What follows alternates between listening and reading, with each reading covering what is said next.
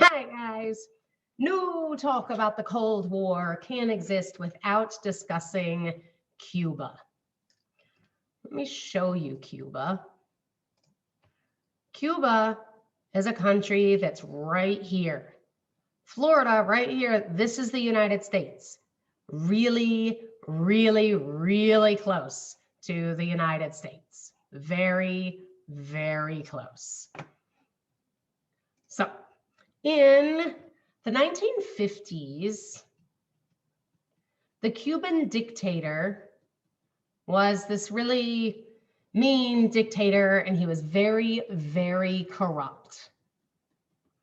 This guy, Fidel Castro, leads a rebellion against the dictator.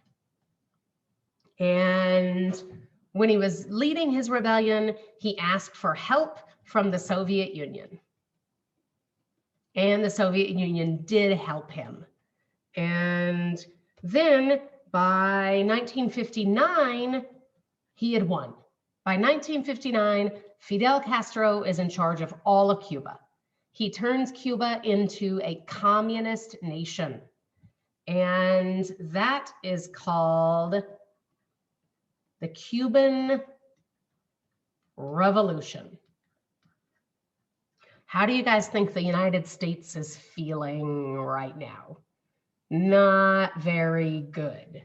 So one of the ways that the United States responded was the president of the United States at the time, John F.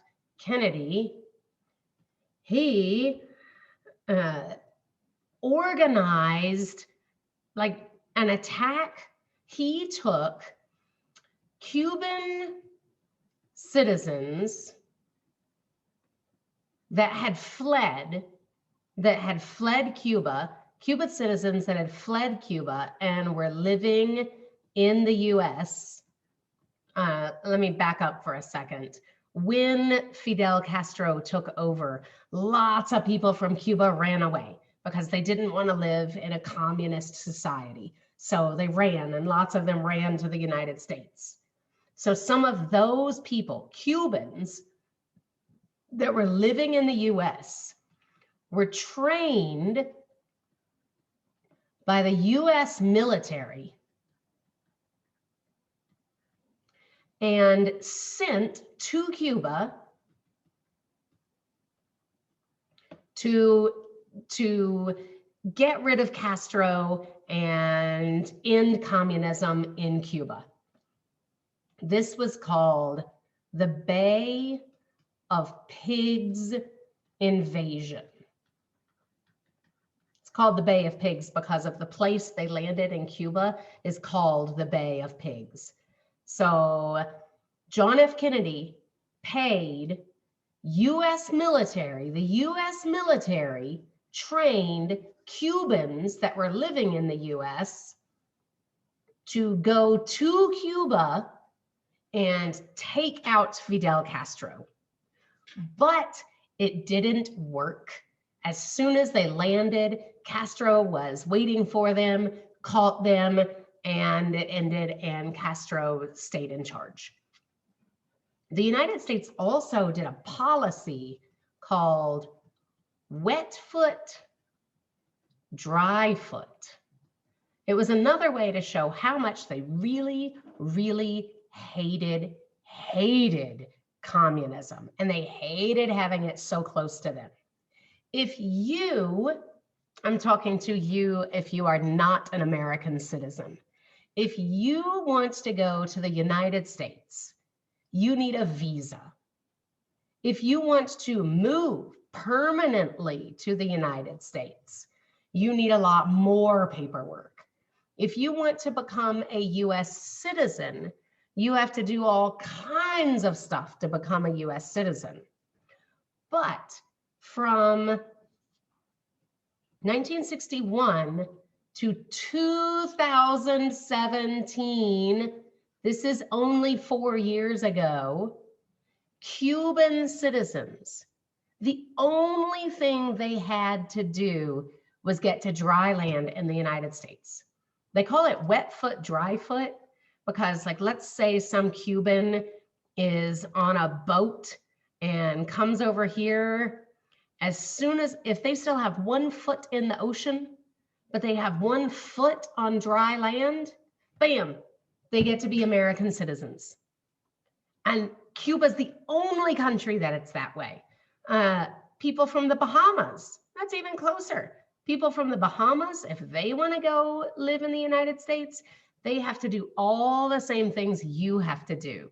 People from these islands, they have to do the same thing that you have to do. But people from Cuba, wet foot, dry foot, 1 foot on dry land, and they get US citizenship. Not anymore. That program has ended. Obama ended it in 2017. But that's how much the US feared communism and hated having communism so close. Wet foot, dry foot, and the Bay of Pigs. Then we had the Cuban Missile Crisis. Cuban Missile Crisis. This event right here, this is the #1 event that brought us the very, very closest to true, full nuclear war. So I'm going to go back to the map while I tell you about it. Cuba is friends with the Soviet Union. The Soviet Union sends Cuba nuclear missiles. Nuclear missiles to Cuba. Look at how close Cuba is to the United States. The United States freaked out. Then they told the Soviet Union, you must remove those weapons. And the Soviet Union refused. Then the US sent military ships down here. I'm sorry, that's taking too long. Just pretend those are all ships. And completely surrounded the entire island of Cuba to make sure that the Soviet Union couldn't send any more nuclear weapons. And for 1 entire week, the whole world thought World War III was just about to begin. It's going to begin right now. But luckily, the Soviet Union backed down and agreed to remove the missiles. This is there's so much to the Cuban Missile Crisis. Entire university courses are taught on the Cuban Missile Crisis. And I've just talked about it to you in about 3 minutes. But that's the main thing of what happened. It was in 1962, and it was October 28th, 1962, that Khrushchev, oops, I left an SH, an H out. Khrushchev, who was the current leader of the Soviet Union, Stalin has died by now. And he, after a week of these extreme tensions, everyone thought nuclear war was about to happen. He agreed to remove the nuclear missile from Cuba. All right, now we're just going to do some general talking about the Soviet Union during the Cold War. So in 1953, Stalin died. And that guy I was just talking about took over. Nikita. Oh, I keep leaving an H out. Khrushchev. And in 1956, This guy shocked the entire Communist Party by insulting Stalin. He said that Stalin was too hard and too controlling. And Khrushchev, he closed political prisons. So this is like people that spoke out under Stalin. Anyone that spoke out against communism was put in prison. And Khrushchev ended that. He even eased censorship. And he called for a peaceful coexistence with the West. He wanted the Soviet Union to do its thing and the United States to do its thing and everybody to just get along in peace. After him, the next leader was in 1964, Leonid Brezhnev, and he went kind of backwards and he reopened political prisons, and anyone that spoke badly of him was put in prison. And this whole time, the Soviet Union had a command economy. You haven't heard this exact term, but you guys hopefully understand how communism works. Under communism, the government controls all aspects of the economy. That's what a command economy is when the government tells a factory exactly how many t-shirts to make. And then the government tells them exactly how much to sell it for. And then the government goes to the store and tells them exactly how many of those t-shirts to buy. And then tells the store exactly how much money to sell those t-shirts for. Everything is controlled by the government. That's a command economy. Now we're going to talk about the United States a bit during the Cold War. So the United States had what's called a mixed economy. I spoke in the past tense, had, still has. The United States right now has a mixed economy. Now, many, many people will tell you that the United States has a free market. That is not completely true. It is not a free market. It is a mixed market.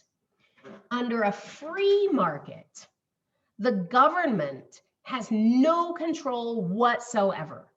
It's the private person that decides. The factory owner decides how many t-shirts his factory is going to make. And then he decides how much he's going to sell it to the shopkeeper for. And then the shopkeeper decides how many t-shirts he's going to buy from the factory. And then he decides how much he's going to sell it to the customer for. And it's supposed to work on a supply and demand.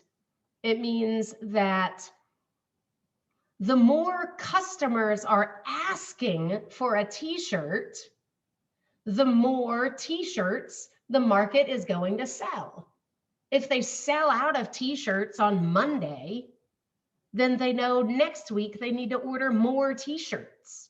And then if they start selling less and less t-shirts, they know they need to order less from the factory. And all the prices and all of that is controlled by the private individual, and the government has nothing to do with it. The fact is, the United States government does have something to do with the economy. The United States government mandates how much you must at least pay your employees. You must at least pay your employees $7.25 an hour. You have to. That's the bare minimum you're allowed to pay your employees. So that is the government being involved in the economy. And that's why the United States has a mixed economy.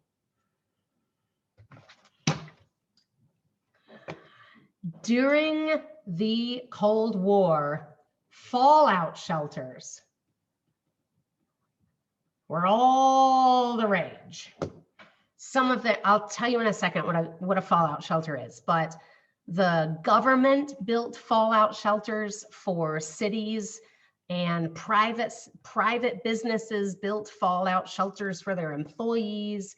Private citizens built fallout shelters at their homes. A fallout shelter was a place that was really solid and secure and was supposed to keep you alive even if a nuclear bomb hits. Let's look up a fallout shelter.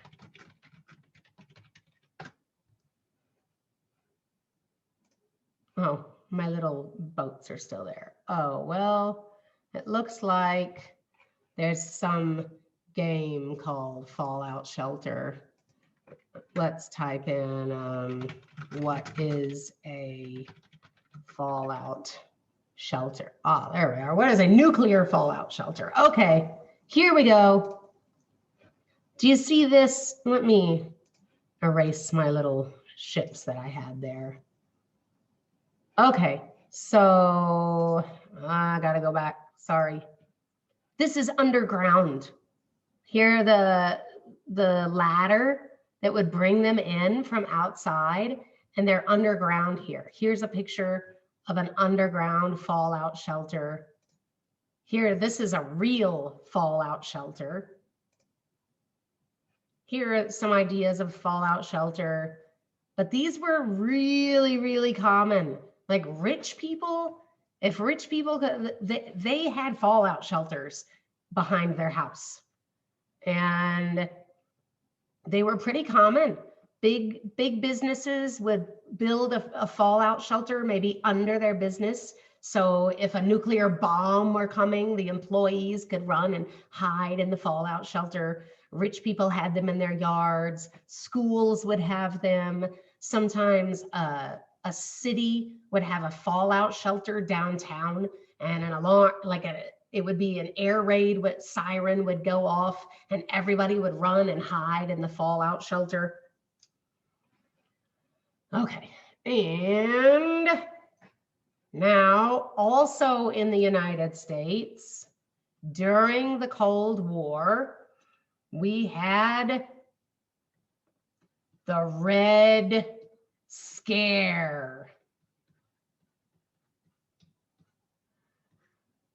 The Red Scare was when, people, this was all due to propaganda, but people were so terrified of communists.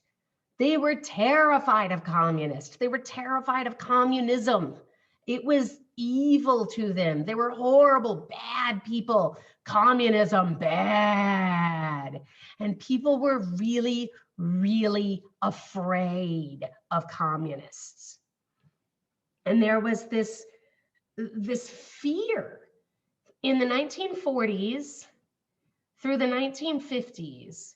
There was this fear that there was going to be an uprising of communists inside the United States that were resistance fighters, communist resistance fighters were going to rise up in the United States and fight the government and take over and try to turn the United States into a communist nation. Well, there was this US senator named Joseph McCarthy. And he took this fear to an extreme, and he started hunting down suspected communists. Hunting suspecting communists.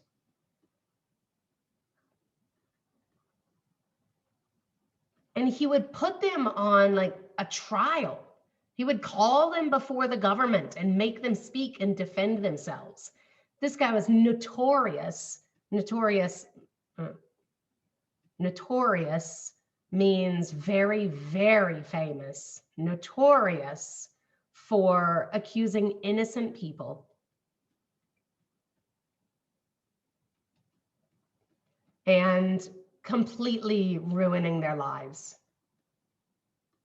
Think of, I don't know, maybe at school, once upon a time, you used to be really cool.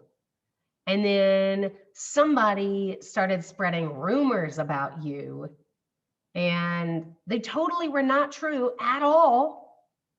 But people were spreading these rumors about you, and your popularity dropped.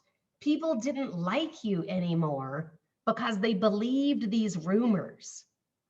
Well, that's what Joseph McCarthy did, except he wasn't doing it to high school kids. He was doing this to fellow politicians, to famous people, to school teachers, to me. Definitely, he would have done it to me. And it was really bad. It was really bad. At the same time that he, just in case you don't remember what a senator is, that's someone from the US government. Remember, we've got the 3 sections of the US government. You've got the judicial, the legislative, and the executive. And this is the president, and this is the Supreme Court. And the legislative is broken up into 2 parts, and the people vote for them. Well, one of these is senators. So this is like an elected official to the United States government that was doing this to people. At the same time that, and McCarthy's thing, it went down in history as being called McCarthyism. McCarthyism. At the same time that he was doing that, the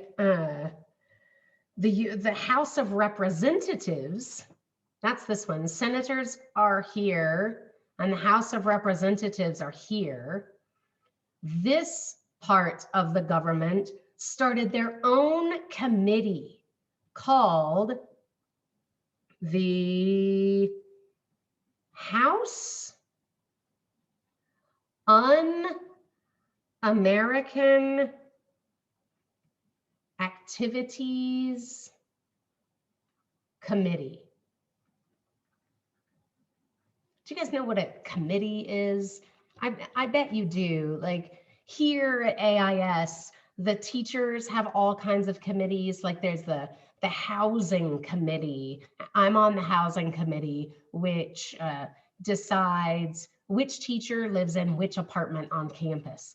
There's a pet committee, which I'm also on. All the teachers that have pets, there's like a little ruling committee of them that makes the rules for pets. And if somebody gets in trouble with a pet, it's us that has to talk to them about it. That's a committee. So under this part of the government, some of them were on a committee called the House Un-American Activities Committee.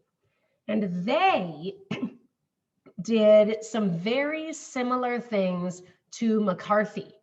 And they, in 1947, they went kind of crazy with communism is taking over America. And the House Un-American Activities Committee, they mostly focused on the Hollywood movie industry. They were convinced that Hollywood was full of communists, and they were putting communist propaganda inside movies to try to convince Americans that communism was good. And so they started calling out these movie makers, actors, writers, editors, producers, and they would call them in to a meeting, like an official government meeting. And they would sit down in a room full of government elected officials, and they would be drilled and questioned on their American patriotism and their loyalty to the United States. And are you now, or have you ever been a communist? And these people, their lives were ruined, completely ruined. All they had to be was accused of maybe being a communist, and everything was done. If they were an actor, nobody was going to hire them to be in a movie again. If they were a screenwriter, they weren't going to be selling their movies to anyone. This is called blacklisting. Blacklisting. A blacklist is a list of names of people that you won't hire. And so these people were getting blacklisted because they were accused of being communist, and they usually were not. It was this whole conspiracy theory thing that the House Un-American Activities Committee was convinced that Hollywood was filling movies with communist propaganda to make the American public think communism was okay. And they really weren't. It was not happening. It was all a conspiracy theory. There were 10 people called the Hollywood 10, and they actually went to prison because they refused to speak at this hearing. They showed up for the hearing, but it was all crap. It was all fake. Everything was made up, and they flat out refused to participate. They would not answer questions of the committee, and they went to prison for it. And that is a whole bunch of Cold War political stuff that was going on at this time. Thanks for watching.